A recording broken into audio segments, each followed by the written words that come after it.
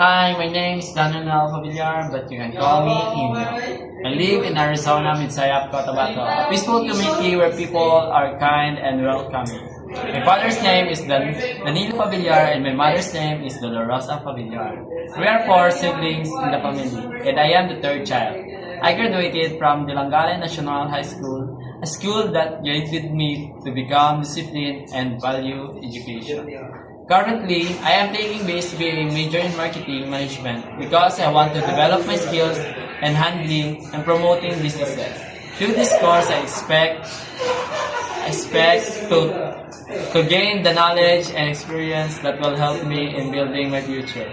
I choose to study at Southern Christian College because it's known for its good quality education and strong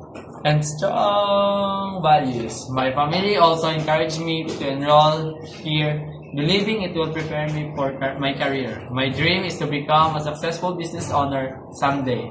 I know it requires dedication, patience, and continuous effort, though there will be challenges such as competition and financial struggles. I am confident I can overcome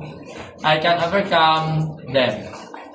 In 15 years, I see myself as a thriving entrepreneur, not only supporting my family but also helping my community grow.